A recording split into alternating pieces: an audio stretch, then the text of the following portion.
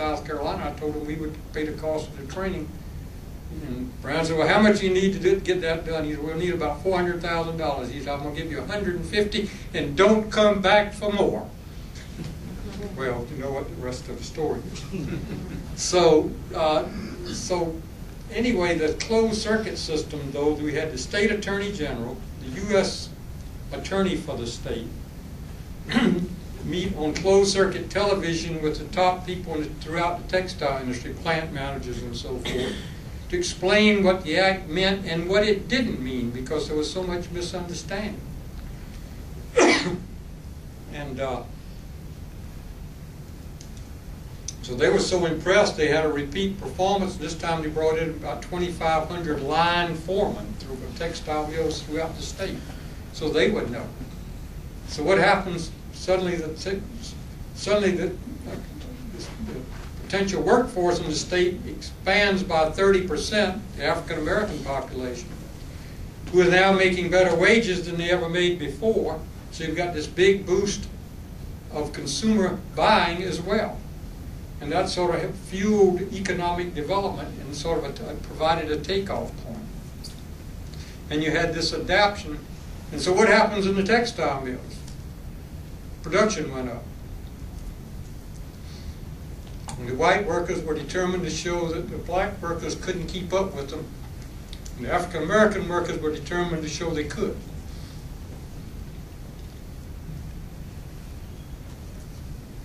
So you had a series of progressive governors that followed, and then you had the turmoil of the 1974 race in which Bud Ravenel became the Democratic nominee. He once made the mistake, but he didn't have prior political experience, of referring to the state senate as a den of thieves, which upset even the honest members of the Senate.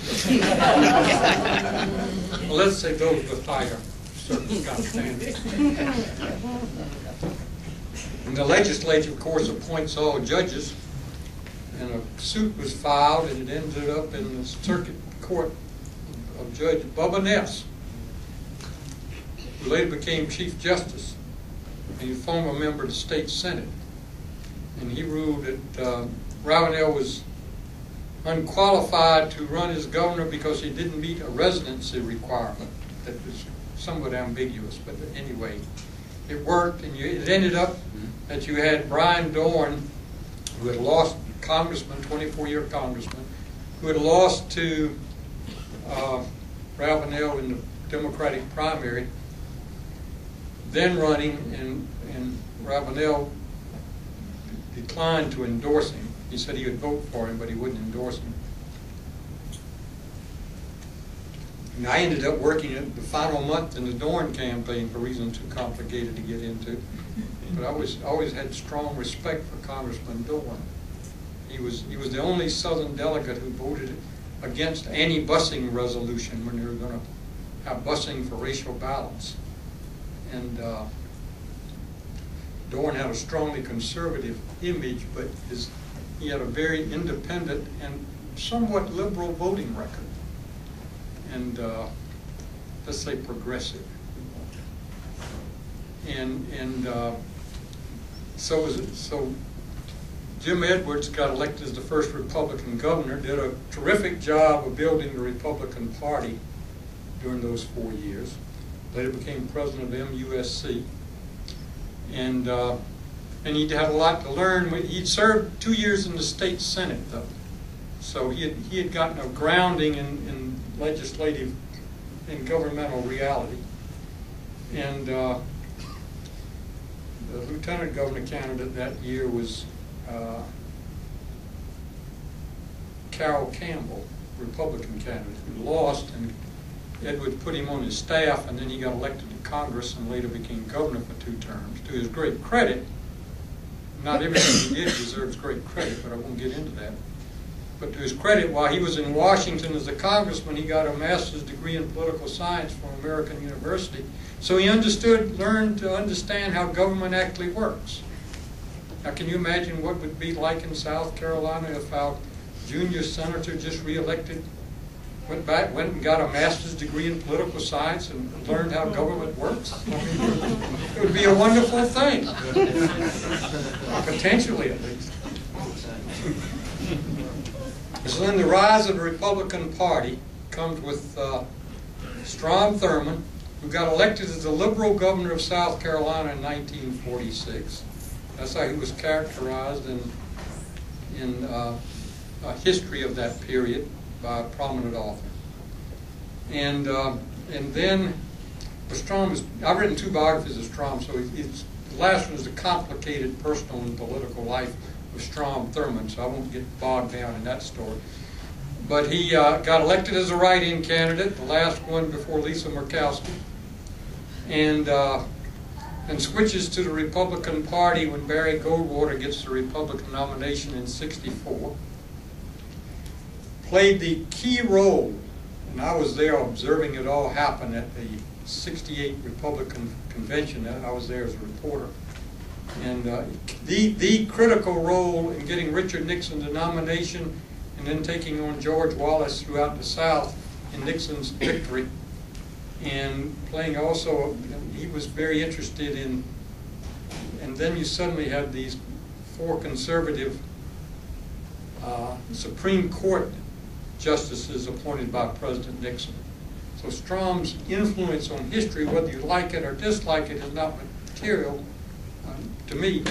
But the fact is, he had a major influence in transforming political history in the second half of the 20th century. And so then for 38 years, South Carolina had Fritz Hollings and Strom Thurmond in the Senate. And we'd also had Olin Johnson before that. When Thurmond first ran, it was against Olin Johnson, and Johnston beat him. When Hollings first ran, it was against Olin Johnson, and he lost.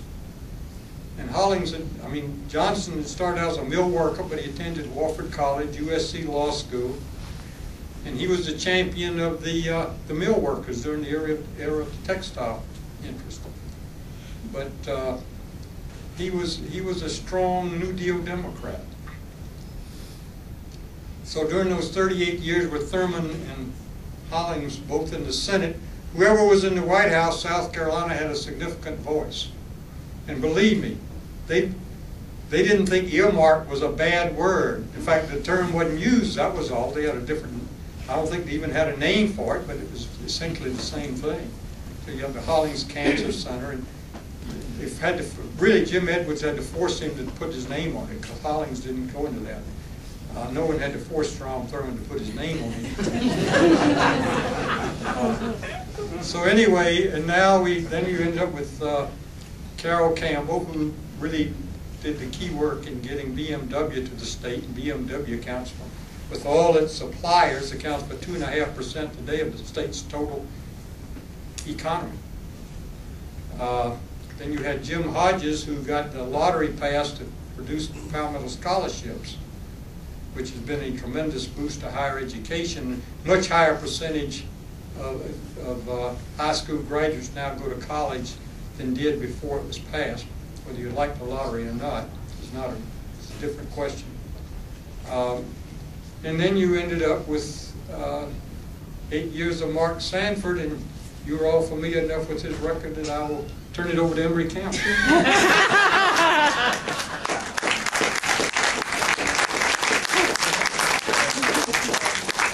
Before you go, there's someone, it might be someone here, but FVN119, and their lights are on in their car.